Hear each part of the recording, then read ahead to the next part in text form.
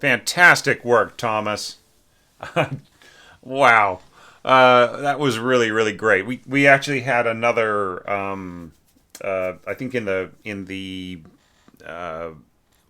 website subscriber entries, there was also an interpretation with a clarinet concerto treatment. But this really kind of goes. Of course, since you have more time, you have a chance to get into it a little bit more. So yeah, so like anything that I do, anything that I evaluate is going to have to be in the context of, um, the sense that this is a concerto, not just a concert piece or a symphonic adaptation um, of sonata material. So so really fun, yeah. And this is kind of nice. The orchestra you got here, like single flute, oboes, and bassoons. Without clarinets to compete with the your soloist. Then horns in F, trumpets in B flat, and yeah, I mean, you got a few A's in there, but you don't have any low pitches below middle C except for G, right? I'm just check on that again. Yeah, so yeah, I mean, more or less, you're basically playing by the rules with your natural horn part. So I mean, there's a few A's in there, but it's just like not a big deal.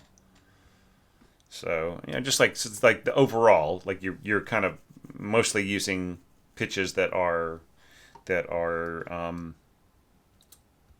available to the players. Yeah, and especially with your trumpet. I mean, that's the main thing because they've got a natural trumpet has got no options, right? So, anyways, all right. So, just double checking on that because I was really focusing, like as I was watching it, checking it out. I was focusing on some other things. Yeah. So nice work. Let's just play by the rules, though. Check out the evaluation criteria. Just a quick note here. Make sure that you don't end up with bar rests in your pickup bar, right? Or in your half bar, right? These should all be quarter rests in all of these blank spaces. Otherwise, you can sow complete confusion amongst your players. So I like the slower tempos overall. Like I think 36 going to 112. I think that works great. Does the intro set the mood effectively? It does. I like the fact that you're introducing one wind soloist with another wind soloist. Although I think you left some slurs off of your wind solo here, right? I mean, it's kind of nice the way you have the flute reaching up into this solo here, like kind of coming from its low register into the middle, and then up to like sort of kind of lower high register and so on. I think that all works great.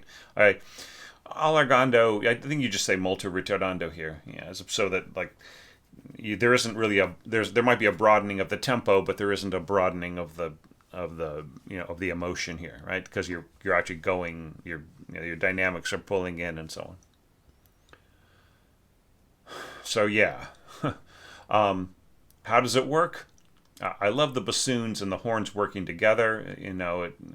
It's just very middle romantic era sounding, and then with the trumpets coming in here, and the cellos just sort of adding double basses, cellos, out of viola, adding second violins and first violin, and so on. Yeah, I think that this is just really nicely scored.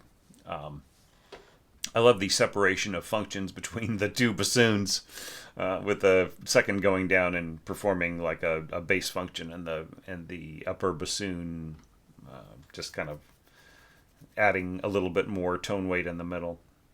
I mean, it's nicely thought out, and the balance is good, and so on. I don't know if I would go crescendo to mezzo piano with the horns here and have your oboes enter on a piano, right? I think that it's better to have everybody, especially the bassoons, will get they will get overwhelmed by the horns in a realistic situation here. I think everybody should get the same amount of crescendo in all the parts, and they should all like work together. So anybody who comes in later would be at mezzo piano or whatever, right? But other than that, it's beautifully done. Like, I might have less to say about this. There are going to be a few little things I'll be picky about or point out, just for the fun of it. But I might have less to say about this just because everything is like, I don't have huge complaints or huge issues with things. Yeah. Um, so yeah, good intro is what I could say. Interesting, like real fat chisura here. Just give everybody a normal chisura in their part, okay, so that they can kind of see what to do, expect what's going to happen. All right, so that takes us to the main theme. Does the melody start with elegance? Oh yeah, it's really nice. Watch out for this is probably a artifact of first voice, second voice kind of scoring with the stems being the wrong direction. Just clean stuff up like that.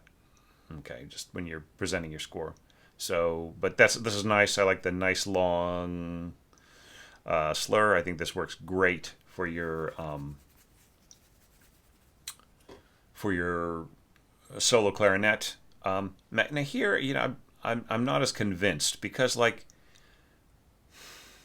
when you have just really really long slurs like this, you kind of take away the player's ability to really kind of shape emotional phrasing or dynamic phrasing with more clarity, right? So yeah, I mean, you could make the slurs much shorter, right? You could just like do half bars on these slurs, and you still get a beautiful legato effect. And this I'm just totally not on board with. I think that the accompaniment part has to clearly state where the downbeat is. I don't I don't think this is gonna this just because this is happening in another part doesn't mean that you have to point that out. I mean, I know you're trying to get some sort of parallel part going here, parallel motion going, to support the phrasing from above. But I still feel that it's a bit much, right? I mean, okay. I mean, it's all right, but yeah, I just feel that there's less clarity in the accompaniment as a result. But yeah, at a soft dynamic, you can do a full bar with this slurring, but like here you're slurring across a string, right? So, or there's a dead string in between this low F and that higher F, right? At least, I mean, yeah, this could be. This low F can only be played on the C string, right? So this F right here, just in a more natural kind of fingering, would be played on the D string. Now it could be played on the G string, but like it's just sort of unnatural with the way the rest of this flows, right? So and then this is kind of just think about like when you have long gaps and slurs and things like that, like when you're in the lower register of an instrument, of a string instrument like this, like whether or not you end up crossing a like you just sort of make things more complex. Then the player might just fake it. You know what I mean? That happens a lot in Mahler, who, despite his beautiful string scoring, asked for all kinds of strange things, slides across. You'd have these enormous slides that would have to be faked because they started very high on the string instrument and then ended up very very low, and there's just no way that you could cover all of those pitches on one string. All right. I love the little horn accompaniment in here. I like the way that this is all working. I think that slurs are perfectly fine to score here, even though let's say you're going to have some stopped pitches and so on.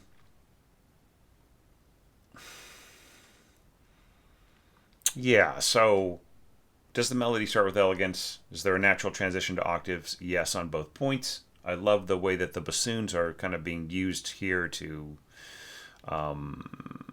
to just kind of like work along with the middle strings, and work inside these other lower parts and so on, and just like you really get out of the way of the soloist. I think that that's great, and you still have a lot of warmth, and you manage to just barely get away without clogging up too much here, right? It's, you're just right on the borderline of getting a little too intense especially for the solo above, right? But it's done very skillfully, and is really nice. Okay, and then you've got a little bit of a like a pausa there. And I would almost say that I would want the conductor to sort of place this right here, to kind of help the phrasing come to an end in all parts. So the pizzicato just very naturally starts on the 4 without any kind of kind of overlap of the previous phrasing. And this is kind of cool here. Leggermente, yeah. Da, da, da, da, da, da. Here I disagree with the bassoons. By the way, this is kind of confusing. I would prefer gaps here, like gap in these bar lines. So gap here and a gap there. It's fine. I don't mind there being lots of gaps, just so long it's easy to sort of pick out who is doing what and what function and where they are in the score and so on. Okay. All right.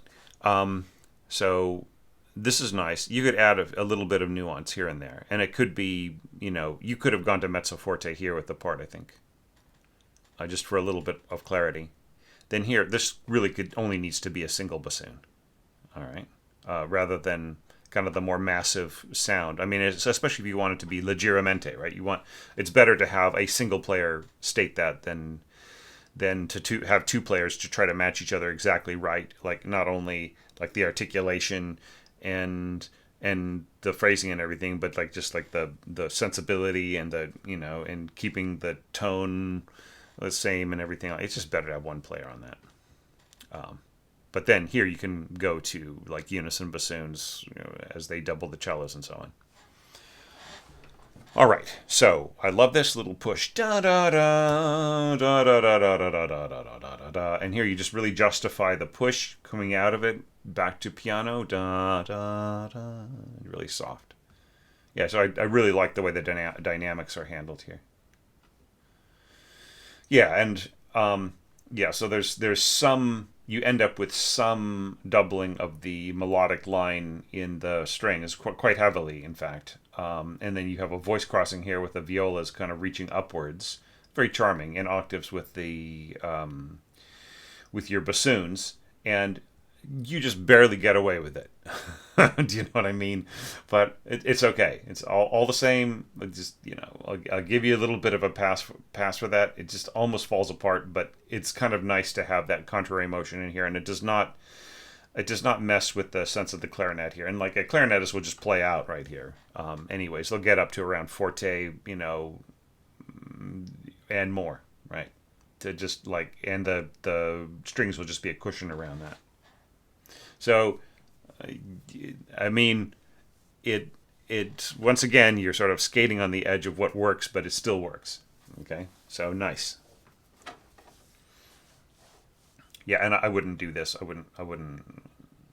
Yeah, just have nice, clean. Don't go da da da da da da da. Yeah, I mean, just have nice, even triplets in your slurring and stuff. And the same thing, like, da, you're robbing the downbeat of any kind of articulation, push, or anything, right? So like, it's just da. Where's the oomph, right? And the same thing with the clarinet part. This is the soloist. Da da da da da. You know what I mean? I think it's a little too squishy, the way that you're slurring across the pickup, right? I mean, it works in some instances, but like this, if you just rob the like who's got the downbeat, right? This is a situation where I could see a raised hand at rehearsal, Yeah. So just try to, just organize this a little bit more with a little bit more regularity, and I just think that the smoothness of the clarinet solo part will be better. This just seems very fiddly the way that this is all organized. It's like it's calling special attention to itself instead of just serving its purpose. And then of course this really has to be da da da, right? I think your flute part here is clouding up the function of the clarinet. The clarinet doesn't need any help here, and the flute part has a danger of of giving the clarinet solo line just a slightly odd kind of a sound. Okay, so I would just say don't bother with the flute part right in here. Yeah, but this is the bassoon. It's all good, and then the contrast to the wind parts. This is all good. I like that. And then solo clarinet plus strings answered by the wind section. It's all great. And then this is nice. Da da da da da da. But yeah, ba bum bum. Yeah, and this push right here. That's nice.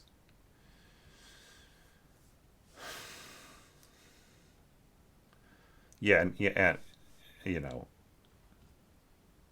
like especially if your clarinetist is going to go to a very precise downbeat here, you don't want to cloud that downbeat by slurring across it. Da da da da da da da da da da da, right? Da da da da. I mean, do you really want to introduce this with da da da da? Where's the punctuation here? Okay, you don't need to do this. Da do right? It's that kind of thing. You don't need that, right? Like there's no like dynamic inflection that pushes into the downbeat in a precise way either, right? So stop doing this, okay? All right. So like immediately we see here the dangers of like the differences in the sections of register of the different instruments, right? And like your mock-up is not lying to you in this section. It's sort of problematic. I mean, like a great player is going to push a little bit on the little repeated D sharps here, right? And lay off a little bit on the higher notes. But all the same, the top of this is so much brighter than the bottom, right? Da da da da da da da da da da da da. I mean, it's doable, but it's like it's something that I think a lot of clarinetists would like really want to focus on and work on to get right? Just so that there would be like real finesse and clarity there. And it's just like sort of like, I mean, it's not that this is impossible to play or even all that hard for a good player. It's just to like make it sound absolutely perfectly natural and like have that Mozart thing of playing the simple thing perfectly, right? All right. I don't know why the stems are reversed here, but yeah, it makes things really kind of hard to read. Yeah.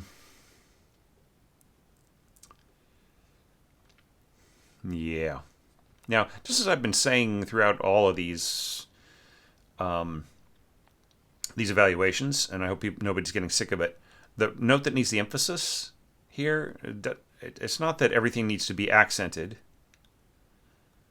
like that the chord needs to be accented. It's that the da da da da da da needs to be emphasized, right?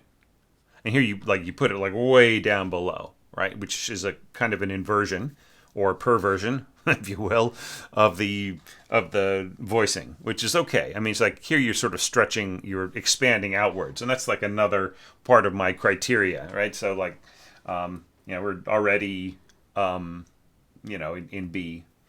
I just haven't been thinking about it too much because I've been focusing more on the solo part. But yeah, yeah. So the emphasis should be on the alternating note, and you don't really need to do it on the other parts of the harmony. Maybe like it's a little tenuto, right? But I don't think you need to go accent on the horn. I would put the accent on the G sharp going to the G, right? In these lower parts. Right. So, and flipping the harmony around, but I like the way that you're already thinking about the widening gap, and you've already compensated, and you're already going big, and this is nice. So the winds in the background, keeping everything very smooth and soft and so on. I think that works great. I do think that if you're going to go down to pianissimo, Yeah, okay, so I see the logic here, right? So you want this, but then you want this to, you know what? Just make everybody pianissimo. Do you know what I mean? Because like you're just competing too much. Even though you're being soft and you're trying to keep out of the way and everything else, you're just competing too much with this line, especially when it goes down into the shallow mo register, right? So these instruments are getting in the way. The horns, especially with these accents. Make everybody pianissimo, especially these upper winds, right? Because like these held D thirds up here in the oboe are interfering with the ability of the audience to hear the overtones from this low shallow mo register part, right? So just shut up everybody, but just give the accents, give accents to the alternating pitches. All right? And maybe just a little bit of oomph, a little bit of tenuto on the other notes. But keep everybody pianissimo. And this could go this could crescendo to poco forte here. Just like really, you want that kind of hooting sound, right? It's like it's sort of like a kooky bird in the middle of the forest going hoo doo doo doo hoo hoo boop boop boop boop boop. It's like it's like kind of like the Shaggy of instruments when it's down there. Like gee Scoob. It's got that same quality. All right, so yeah, and then see, and like here it's like it's building outwards. All right. Yeah, so I think you should already be poco forte before, and then just don't worry about this, and then just go crescendo, and then everybody could be piano from here. Okay, and I think that just like you get a way better balance.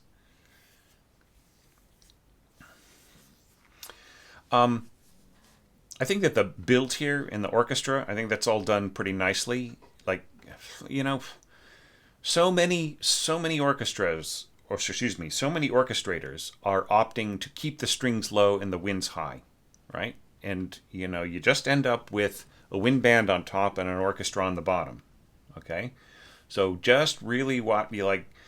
Just because you have five voices or five groups of instruments, it doesn't mean you're limited to five voices, and it doesn't mean that you're limited to a support role for the strings, right? It's just like you don't have the big symphonic sound if you're constantly putting the winds on top of the strings.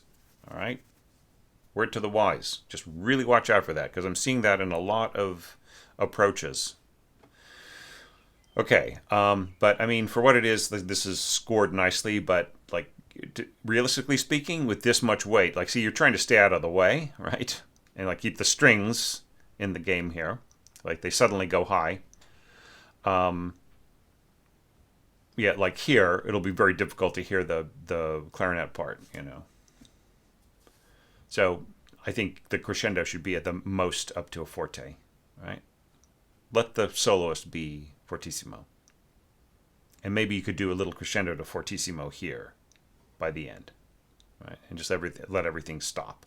And then here, absolutely, there should be a bit of a pausa right here, and I think generally put put it in the system text, so that the conductor will just like he'll be listening to the sound of the hall, da da da da, and then there has to be you have to sort of let all of the reverb sort of die away, and also just like the sense of the sense of completion to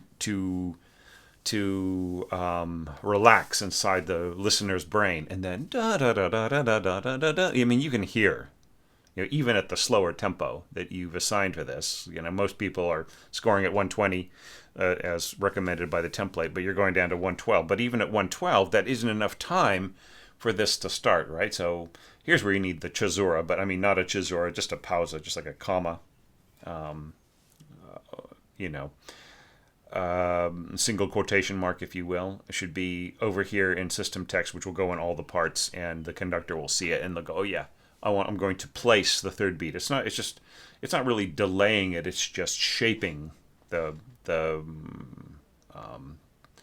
tempo here. So this will start off as its own thing, right? Okay, and just really watch out for two-part writing.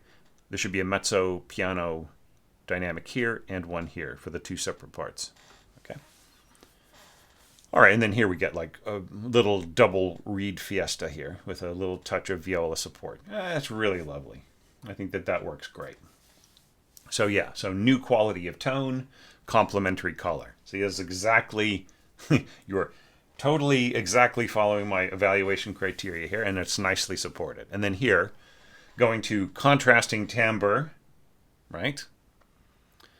That, you know, and yeah, and you know, once again, you sort of have you've stacked your elements here, and you have, like, this is not the strongest scoring. Just watch out for this, Thomas. Having the having the functions cross each other, right? So try not to do that. So like you have this one function here, right? And then you have the other one just walking right across it. So you mess up with the clarity of line here on the violin, right? So just watch out for stuff like that. Okay. Yeah, and very cool, you know. Right, and then like there you don't need to mark it with a comma, but this is another place where if were I conducting this, I would just let the hallway, or let the concert hall relax slightly with the dynamics. Before I came back in with this bassoon solo. Yeah, okay, so what's the problem here?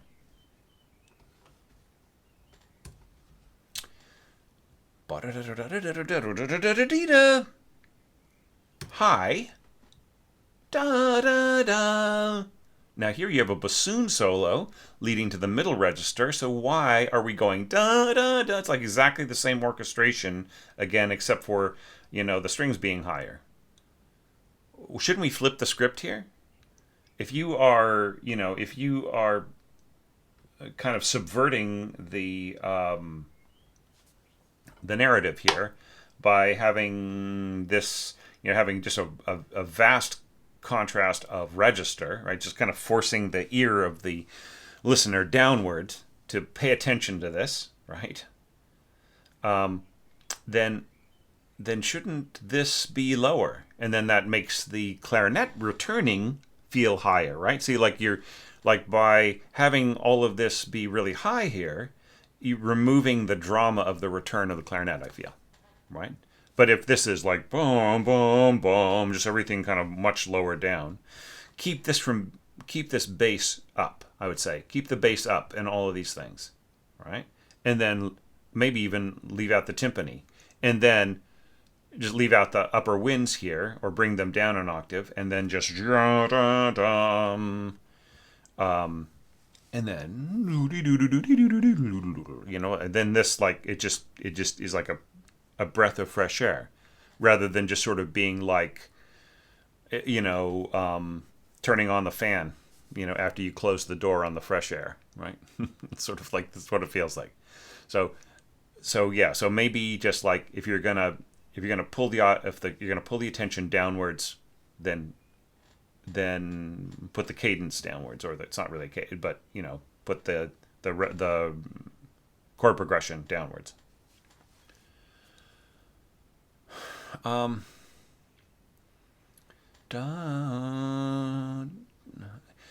This all feels really fiddly, the way that you got the slurring here. What's wrong with just going da da da da? You know what I mean? It just sort of feels a bit, yeah. Now here, I think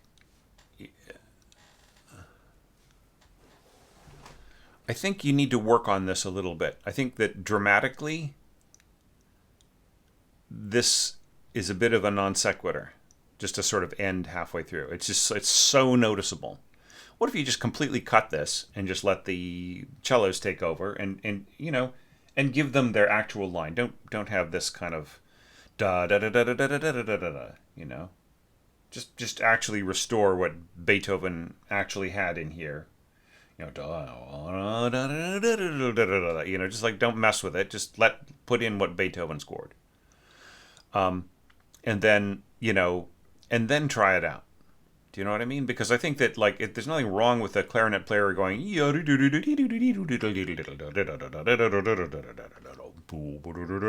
just have this natural answer on the half bar from the cellos. You know what I mean? You could even throw in a little bit of bassoon there, right? Right. Or you could even just have this be solo bassoon answering this and just kind of keep this more strings-ish. Yeah. And then, like, I think that the way that this is scored, like, people go, like, what happened? What happened to the clarinet? Oh, it's back.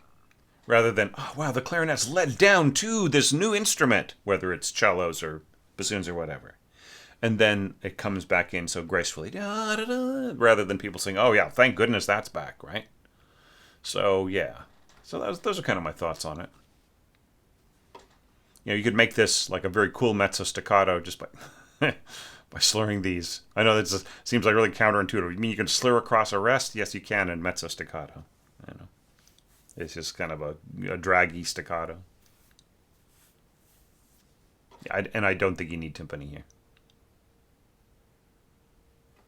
But yeah, I mean, such a cool score. Just yeah, so much great energy and I mean, like okay, let's face it. This is a piece written for a solo performer originally, right? A solo pianist, and that solo pianist shapes the entire meaning of the music, right? And that's the wonderful thing about playing solo piano works. Like you are the orchestra, you are everything. You are the melodist, you are the accompanist, you are the conductor, you are the drum section, even, right? Just depending on how rhythmic it is.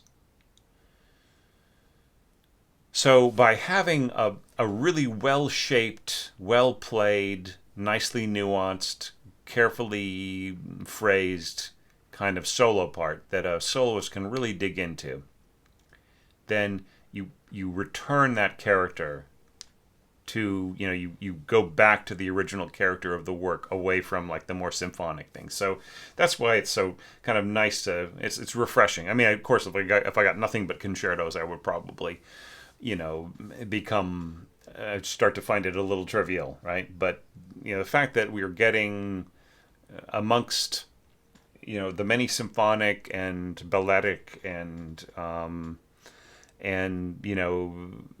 sort of concert piece kinds of scoring, we're also getting some concerto kinds of scoring. That I think that's really great, and I think this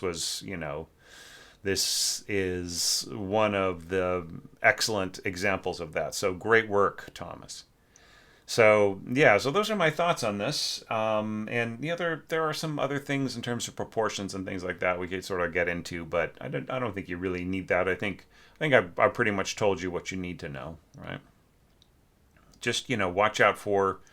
I'd say allow phrase things in ways that allow contrasting sections to separate more in terms of color and dynamic and echoing one another, like echoing the higher part with the lower part, stuff like that. Just kind of try to find more dramatic contrasts and try to shape them in ways that are really easy for the conductor to process with the musicians and so on. But yeah, and just watch out for fiddly phrasing. Just try to make things flow a little bit more, especially with a nice expansive thing. And don't be afraid to hand off one thing to the other and to stick to Beethoven's original phrasing on certain things, rather than just sort of making it like the way that this is written. It sort of by changing around from Beethoven's original intentions, it feels just kind of more like scales, right?